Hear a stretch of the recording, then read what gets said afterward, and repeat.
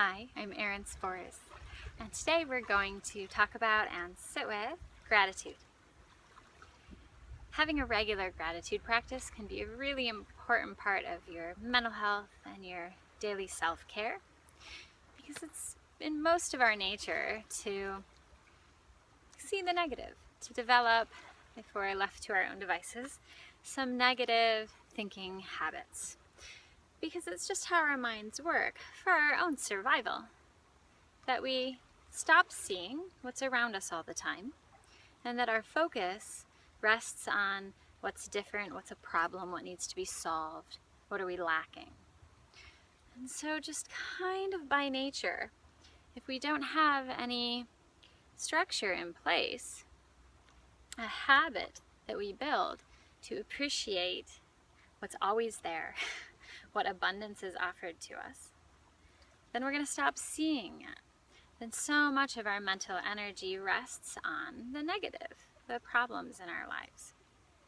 It's no coincidence and no big mystery that most faith traditions have some element of a gratitude practice, saying grace before meals, saying your prayers before bedtime, or whatever your structured prayer habit, faith habit is. There's generally an aspect of gratitude present in that. Thanking the Creator, being thankful for the food that you're about to eat, or whatever it is. And that's because most of us need this structure around creating and maintaining a habit of gratitude. When we have a full cup of gratitude, then we can approach the world from a place of abundance, ready to serve, ready to give, ready to create, ready to love freely and abundantly. When we feel like our cup is empty all the time, when we're always focusing on what we don't have, what we lost, what we need, what we wish was different, we go into the world from a place of depletion, feeling that we have nothing to give, feeling worthless or hopeless.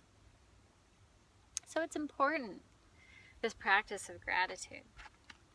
But I'll also say that something that I've seen a lot over my years of practice, both in myself and in others, is this thing that we sometimes do with gratitude. We say the words, at least. We use gratitude as a way to avoid pain. So something terrible happens, you become a widow, you lose your spouse. Well, at least I have my kids. At least I still have my home. At least I have my health. You might say these things to yourself. Other people might say them to you when you fall on hard times. And it's a way of trying to shut down the less pleasant parts of life and replace them with gratitude. What I'm suggesting instead is that we're not using gratitude to replace the less pleasant aspects of our human experience. Instead of replacing, what we're doing is yes and. Yeah, it sucks to lose things that we love. Yeah, it hurts to have a relationship that's not working. And I have gratitude for whatever aspect of it we're able to find gratitude for. Where's the blessing? Can we hold the pain and discomfort and the gratitude? Can we hold them both? When we can hold them both, then our eyes are open to real, rich abundance. When we can hold them both, then our gratitude can take on a different depth than it can when we're using it to replace or to numb out or to shut down pain. So, we'll practice holding both gratitude and whatever else gets stirred up along with it. So start by finding a comfortable position. If you wish to close your eyes, go ahead and do so. Bring your attention to your breath.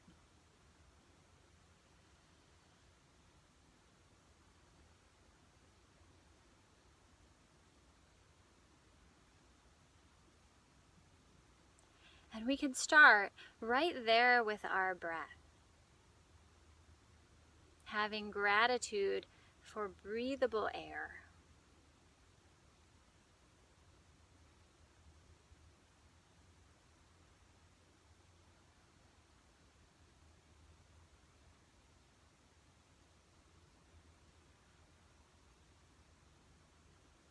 And if it's helpful, you can say to yourself, thank you. I'm grateful to be able to breathe right now.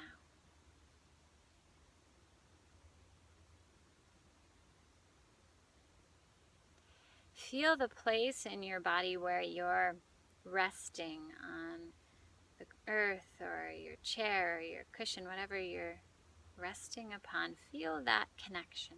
Feel the support of that object, whatever it is beneath you. And can you say thank you for that? Can you feel gratitude for that? We're just starting simple.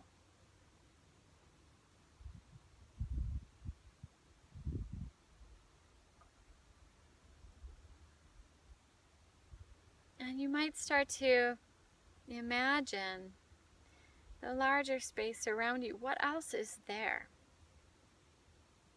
Are you in your home?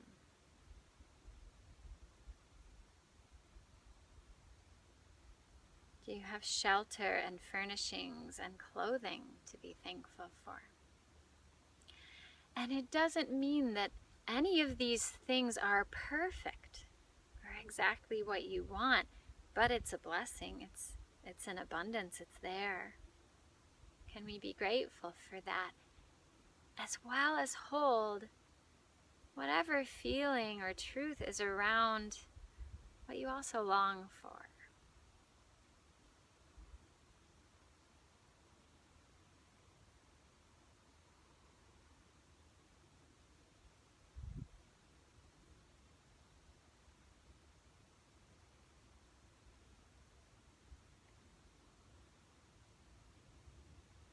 And when you've finished thinking about and being thankful for your space, your objects, and possessions, think about your relationships.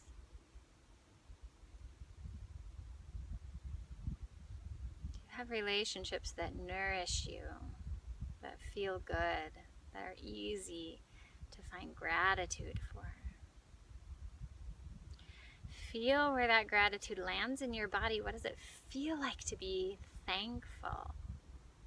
And when that feeling arises, pause with it, sit with it, let it soak in for a breath or two.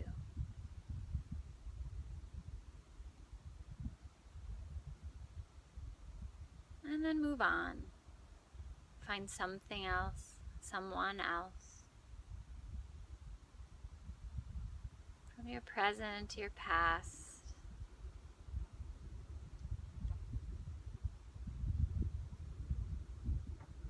And if you're up for a challenge, maybe you find a relationship that's challenging, that doesn't always conjure good feelings.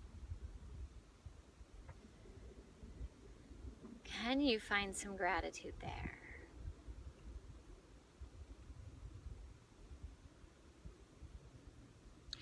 I had a student just this morning telling me about a relationship with a relative that is very strained, that she wishes were different, causes her a lot of grief.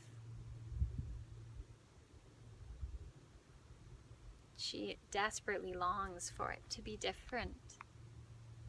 And at the same time that she's holding that disappointment and sadness and longing, she also was holding so beautifully this gratitude for all of the lessons in that.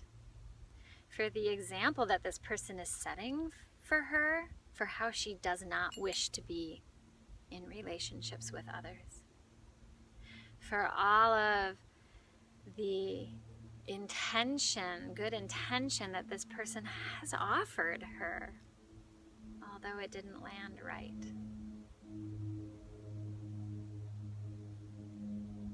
So can you find someone in your life that is hard to be grateful for?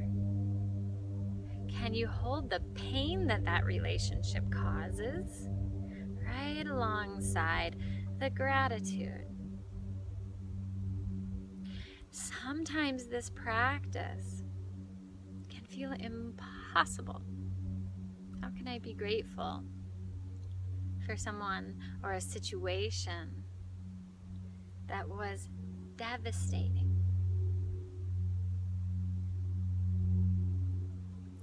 And when it comes to that, when I hit that wall, that's when I practice what I call a gratitude of faith or of trust.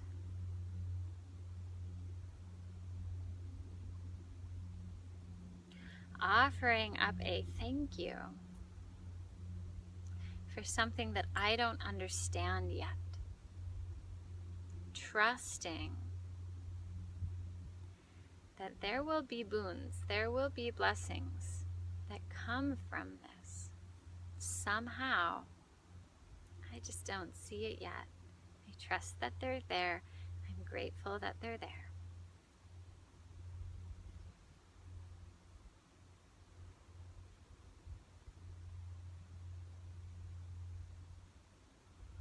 And I sit with that trusting gratitude right alongside whatever else I'm feeling, whatever despair is there.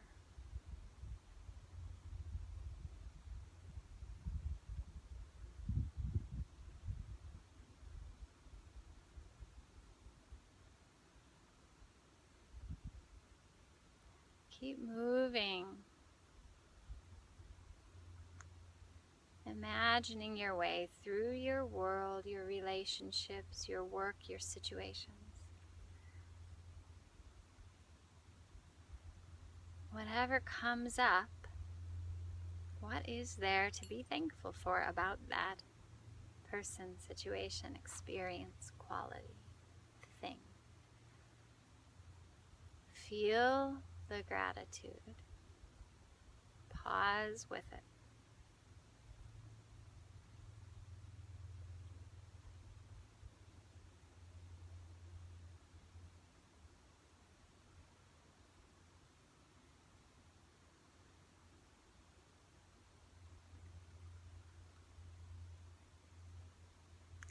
You can continue this practice for as long as you like.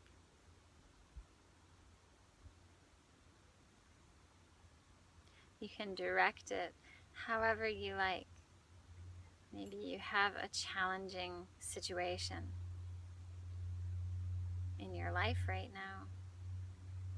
You may wish to sit with that particular situation and find ways to offer thanks every day for a week or whatever feels right to you.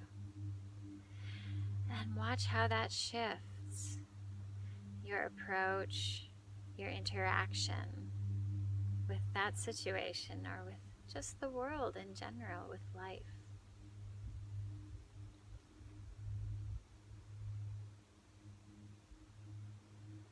We'll wrap up for today. So before we open our eyes, take a moment, come back to your breath.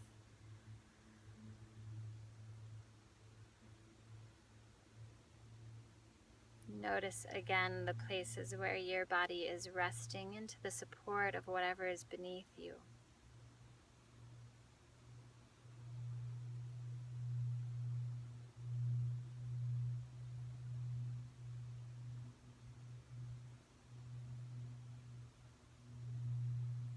Slowly blink your eyes open, taking in the space just in front of you. And then bit by bit, a little more.